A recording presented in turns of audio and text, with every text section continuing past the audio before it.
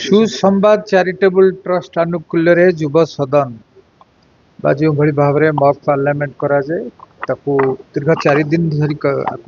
अनुष्ठित होईची। आज वैलिडिक्टरी बा आज क्लोजिंग डे रे युव सदन जे महाधार बेहेरा अच्छी जे बहुत सुंदर भाव में टीम बेंच एवं अपोजिशन बेंच रो पिला माने विभक्त होइचंती युवक माने एवं से माने मुख्यमंत्री एवं विभिन्न मंत्री होइचंती अपोजिशन भी होइचंती एवं राज्यर उन्नतिमूलक कार्यक्रम पई विभिन्न विभाग रे कौन कौन सब वर्तमान परिस्थिति रे जहाँ सब रही समस्या केमती राज्य आगो को जाई परिबो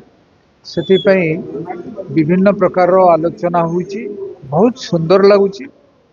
पिला माने अति निखुण भाव ओडिशार विभिन्न विभाग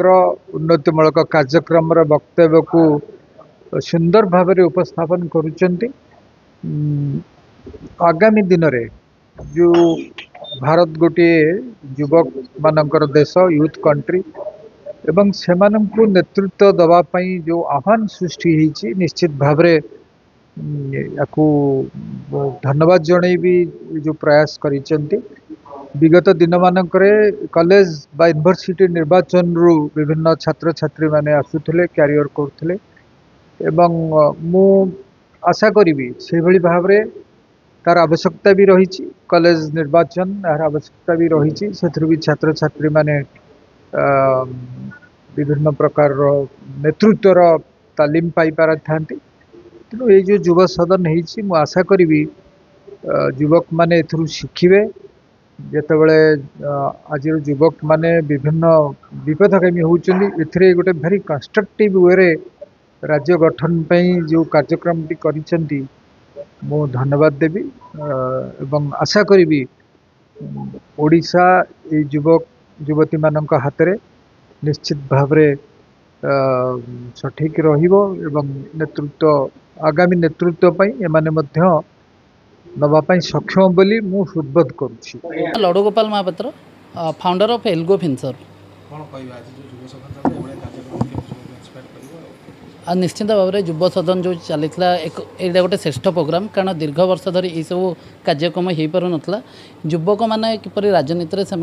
शिखे यहाँ हूँ आपणकर गोटे ट्रेनिंग पीरियड जो लास्ट 4 दिन और 5 दिन एठारे चली द्वारा अनेक युवक युवती एठाक आसते जो मैंने कि बहुत किसी लर्निंग माध्यम बहुत किसी शिखिले। आज जो इवेंट रे आज शेष दिन जो इवेंट आम देखिलु अति सुंदर भाव में श्रेष्ठ 10 जन तांकर उपस्थापन एत सुंदर भाव में कले जदि आजिका डेट्रे कौन विधानसभा यहीपरि उपस्थापन करें कौन विधायक एमती नुहे कौन विधायक करें जदि समस्त एपरी रखते ओडिशा एक श्रेष्ठ समृद्ध मार्ग में परिणत हो पारता।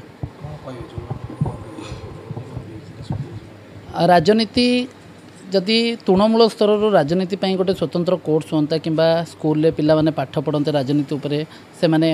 बोधे भविष्य से विधायक हूँ कि सांसद हो पारते। आ राजनीति हूँ गोटे सुस्थ ओडिशा हो एक गोटे समाज गठन हूँ मूल लक्ष्य लोक मान पाखे पहुँचवा तृणमूल स्तर में कम करवा गाँ मानक पहुँचवा ये सब जिनस मुख्य पदक्षेप रोचे राजनीति में। आ युव सदन एक स्वतंत्र कार्यक्रम यहाँ तो प्रथम वर्ष होती बहुत भल लगे एठाक आसिक आगामी भविष्य में प्रत्येक वर्ष प्रति जिले में जदि एपरी करा जाई परिबो ताले बहुत किछि दिन हमरो युव सदन 2024 रे आमे 22 तारिख रु 26 तारिख पर्यंत ये कार्यक्रम करिलु। ये जो 5 दिन कार्यक्रम बहुत कठिन थिला ये कार्यक्रम में सहज कथा नहीं आज का डेट रे गोटे दिन कार्यक्रम करवा केते कठिन आ 5 दिन कार्यक्रम एटा तो बहुत असंभव कथा एटा ओडिशार प्रथम थर पे होची युव सदन कार्यक्रम एते बहुत बाधा विघ्न भितर आमे गति करिचु मध्य ता भितर मध्य किछि शिखिचु। एबे आगामी दिन रे जो युव सदन कार्यक्रम हबो से शृंखलित भाव हबो पे हम चेष्टा करछु आउ भल शृंखलित भाव मध्य कार्यक्रम होईची। विभिन्न अतिथि माने आस्तिले हमर माननीय प्रफुल्ल चंद्र घड़ई डॉक्टर प्रफुल्ल चंद्र घड़ई भी थे आमर बहुत माननीय एमएल माने उपस्थित थे ତେଣୁକରି କାର୍ଯ୍ୟକ୍ରମ ମତେ ଓଭରାଲ୍ ଭଲ ହେଇଛି ବୋଲି ଆମେ ଆକୁ କରିବା। Thank you.